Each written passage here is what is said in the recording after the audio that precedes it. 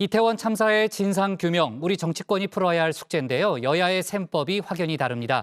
민주당은 경찰의 셀프 수사를 믿지 못하겠다며 국정조사를 요구하고 있죠. 반면 국민의힘은 수사권도 없이 정쟁만 야기한다며 거부 의사를 밝혔는데요. 그러자 민주당이 이번에는 특검 카드를 꺼내들었습니다. 여야의 공방, 정치 인사에 대해서 짚어봅니다.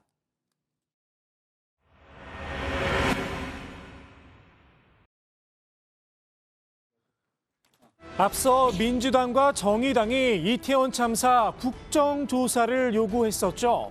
국민의힘은 고민해보겠다는 뉘앙스를 풍겼었는데요. 며칠 사이에 입장이 싹 바뀌었습니다.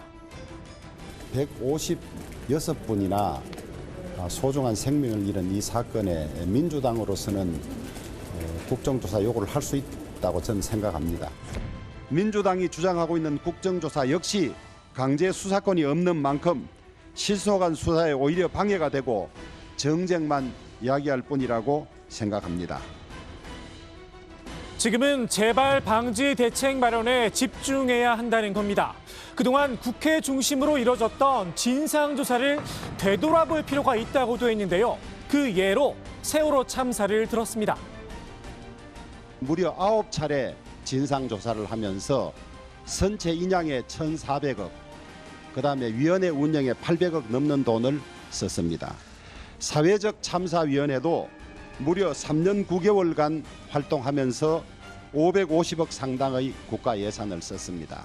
이렇게 하고 우리가 재발 방지에 효과를 전혀 본 적이 없습니다. 한마디로 예산 낭비였다는 건데요.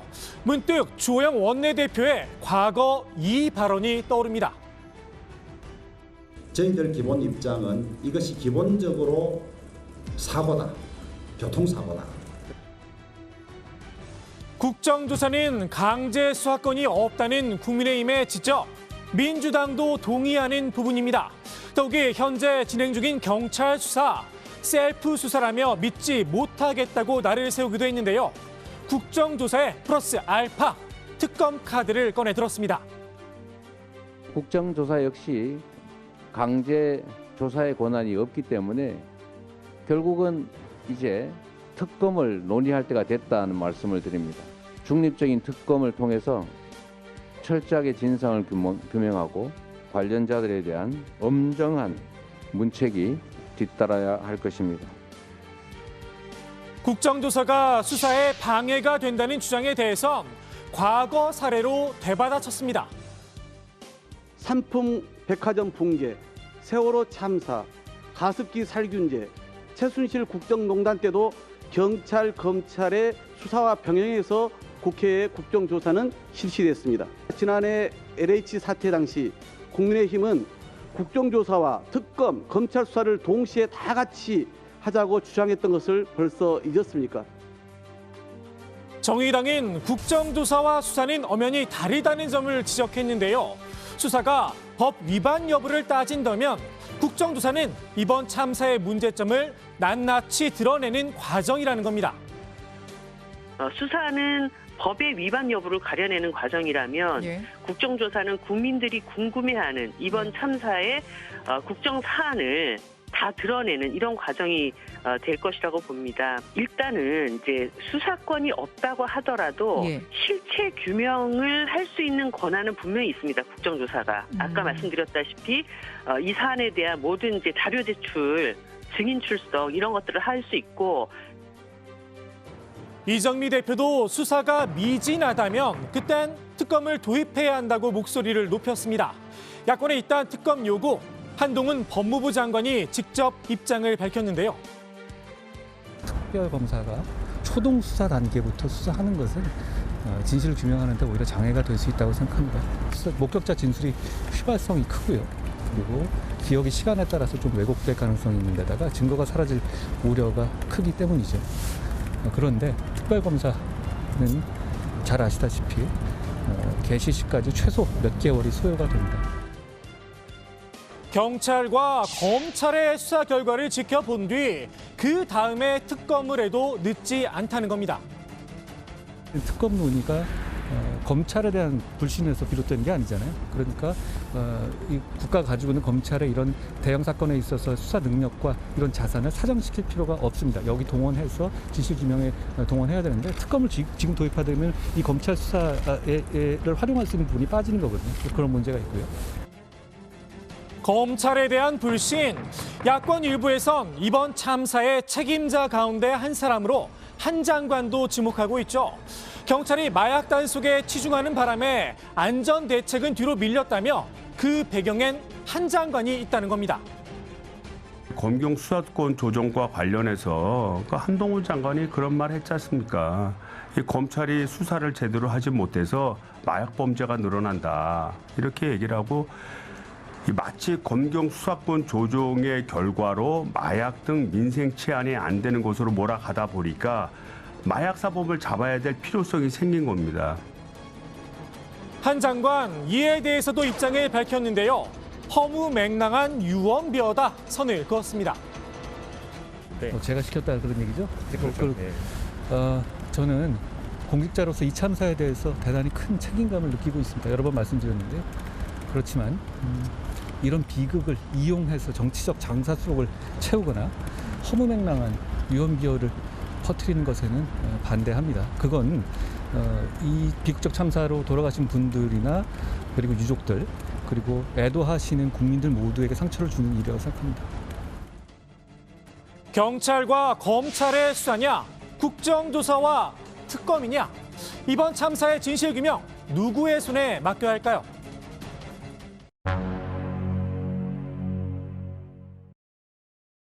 국민의 생명과 안전을 책임져야 하는 대통령으로서 너무나 비통하고 죄송한 마음입니다. 꽃다운 청년들을 지켜주지 못한 미안한 마음은 영원히 저를 떠나지 않을 것입니다. 불교와 개신교 그리고 천주교의 추모 행사에 잇따라 참석한 윤석열 대통령. 추모사를 통해 사과의 메시지를 냈는데요. 오늘 열린 국가안전점검회의에서도 다시 한번 죄송하다는 마음을 전했습니다. 아들, 딸을 잃은 부모의 심경에 감히 비할 바는 아니지만 국민의 생명과 안전을 지켜야 하는 대통령으로서 비통하고 마음이 무겁습니다. 말로 다 할 수 없는 비극을 마주한 유가족과 아픔과 슬픔을 함께하고 있는 국민들께 미안하고 죄송한 마음입니다. 사실상 대국민 사과를 했다는 해석이 나오는데요. 민주당에선 격식을 갖춰 제대로 대국민 사과를 하라 날을 세웠죠. 가장 중요한 것은 이 모든 참사의 최종 책임자이자 국정의 최고 책임자인 대통령이 진지하고 엄숙하게 국민 여러분과 그리고 희생자분들께 진지하고 엄숙한 대국민 사과가 필요하다는 것입니다. 대통령이 진정으로 희생자와 유가족의 고통에 공감하고 책임을 느낀다면 그에 맞게 격식을 갖춰 제대로 100배 사죄하십시오. 사과의 진정성과 격식의 문제를 놓고 정치권에선 공방도 벌어졌습니다. 귀가 없는 것인지 민주당은 아예 들을 말만 골라서 듣는 것인지 모르겠습니다만은 진짜 사과 나온 사과는 뭐 어떤 사과입니까? 대통령께서 거기서 현장에서 지휘를 잘못한 것도 없지 않습니까? 욕설 파문 뭐 이런 부분에 대해서 일절 사과를 하지 않고 사과하지 않으면서 뻗겨나가는 과정들이 지금까지의 윤석열 대통령의 정치 행보였더라는 거죠. 그래서 윤석열 대통령의 진정한 사과, 그다음에 공식적인 사과를 기대하는 것 자체가 우리의 그 지나친 욕심인가. 사과를 받는 대상, 국민들의 생각이 가장 중요한 게 아닐까 싶습니다. 빅데이터 썸트렌드로 지난 10월 30일부터 11월 6일까지 대통령 상하라는 검색으로 들어가 봤습니다. 참사와 관련된 직접적으로 연결되는 것이 가장 높은데 그 외에 대통령의 상하입니다. 미흡하다, 그다음에 공식 사과, 또 부족하다, 모자라다, 경질. 그래서 좀 더 공식화된 대통령의 사과를 그래도 더 바란다라는 이제 여론을 읽을 수가 있겠고요. 윤 대통령이 추가적인 대국민 사과에 나설지 여부 일단은 좀 더 지켜봐야 할 듯 싶습니다. 야권은 사과뿐만 아니라 책임자 문책도 강하게 요구하고 있는데요. 장삼 이사입니까 대통령이? 좀 정리를 왜 상가만 다니고 거기도 꼭 이상민 장관 데리고 다니고 하루만 빼고 종교단체가 해서 기도하면 대통령 할 일이 다 하는 거예요? 책임을 져야죠. 민주당은 한덕수 총리의 경질을 포함해 국정의 전면적인 쇄신을 촉구했습니다. 국가가 제대로 기능하지 못하고 정부는 어디에 있었는가를 국민들께서 묻고 계십니다. 총리 사퇴를 포함해서 국정의 전면적인 쇄신이 반드시 필요하고 이것이 바로 책임을 지는 첫 번째 출발점이다라는 말씀을 드립니다. 야권 일부에서 내각 총사퇴론까지 흘러나오고 있는데요. 여권에선 혹여나 책임론의 불똥이 윤 대통령에까지 옮겨 붙을까 우려하는 모습입니다. 그래서일까요? 이른바 탓 책임 전가에도 나섰죠. 전 정부 탓, 언론 탓, 심지어 부모 탓까지 등장을 했습니다. 정부 여당 구성원들은 제도 탓, 매뉴얼 탓, 언론 탓, 야당 탓, 전 정부 탓도 모자라 심지어 부모 탓으로 돌리는 기가 찬 주장도 늘어났습니다. 정부의 실정마저 무조건 감싸는 데 급급한 윤핵관들과 여권 인사들이야말로 정쟁을 일으키는 주동자들이고 참사를 덮으려는 방조자들입니다.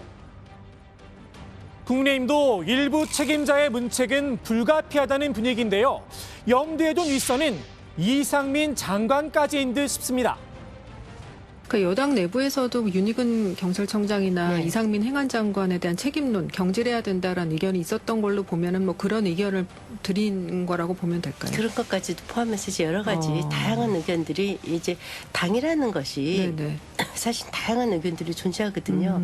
그런 것들을 저희는 이제 전달했지만 이제 결단은 최종 인사권자가 하시겠죠.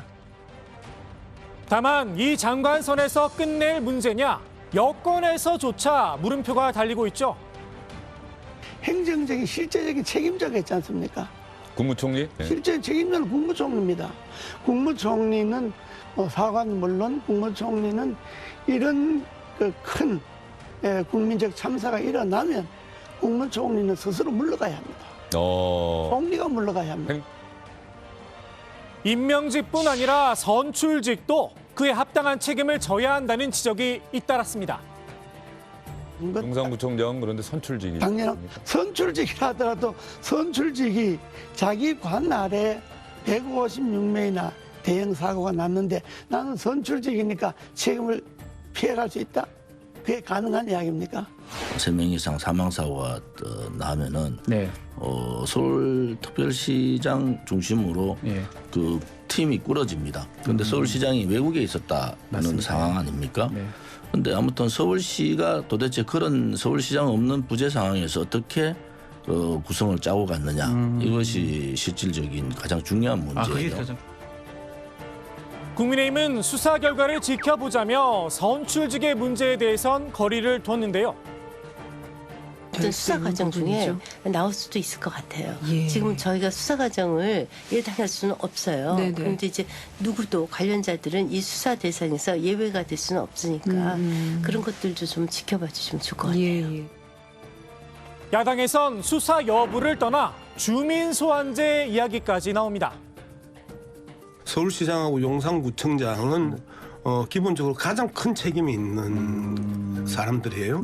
이분들에 대해서는 그 국민소환, 주민소환 해서 여기에 그 걸맞는 정치적 책임들을 그 시민들이 그리고 국민들이 물어야 된다. 주민소환 현행법상 임기를 시작한 지 아직 1년이 지나지 않아 그 대상은 아니라고 하는데요. 그렇다고 정치적 책임에서까지 자유로울 순 없겠죠. 마음의 책임만 지겠다라 가당치 않은 이야기입니다. 오늘의 정치 인사이드 이렇게 정리합니다. 시민의 생명과 안전을 책임지는 서울특별시장으로서 이번 사고에 대해 무한한 책임을 느끼며 깊은 사과의 말씀을 드립니다. 우리 딸은 살아날 거다. 그렇게 믿고 있다. 그렇게 말씀을 하셨는데 오늘 아침에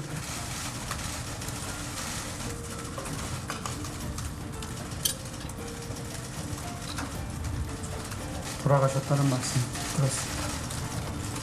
사죄의 말씀 드려서 죄송합니다.